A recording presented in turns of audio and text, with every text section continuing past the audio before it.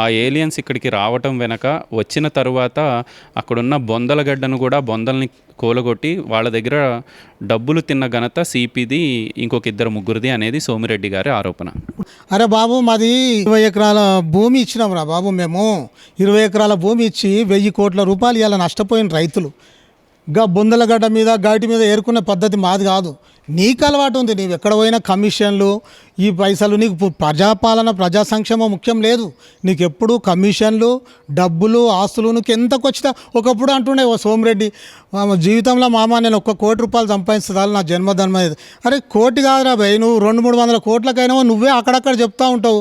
ఇవి అంతకన్నా ఎక్కువ సరిపోదా? ఎగ్జాంపుల్ మేము మేము మేము 1 రూపాయి పడతా వసూలు చేసే అవసరం మాకు లేదు. మాకు బిహెచ్ఎల్ 75 ఎకరాల భూమి బుడగొట్టుకుని మా తాతలు. హూడా లేఅవుట్లో 15 ఎకరాల భూమి పోయింది. ఇంకా కూడా నాకు 7-8 ఎకరాల భూమి ఉంది. నాకు 300 కోట్ల ఆస్తి మా తాత ముత్తాతలు ఆస్తుంది. అవే తినలేకపోతున్నా. వాడు ఇచ్చే కమిషన్ నాకెందుకు పోయి? నువ్వు లేనిపోని ఆలోచనలు పెట్టుకోకు, అది కొంచెం విరమించుకో అని చెప్తుంది సందర్భం. సిపి రెడ్డి గారు ఇవాళ ఈ స్థాయిలో ఉన్నారు అంటే దానికి ప్రధాన కారణం సోమిరెడ్డి మాత్రమే అనేది ఆయన చెప్తున్న మాట.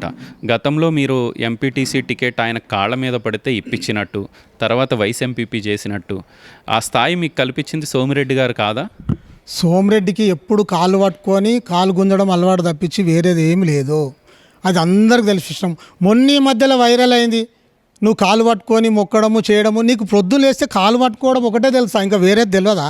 కొంచెం మర్చిపోయి కాలు పట్టుడు, రాళ్ళు పట్టుడు అవన్నీ మర్చిపోయి కొంచెం తరికతోటి మాట్లాడి చేసుకో సోమిరెడ్డి. ఇప్పటికైనా 10 పోయినాక నువ్వు పిచ్చోడవైనట్టు నాకు తెలిసిన లేని ఆరోపణలు చేస్తున్నావు.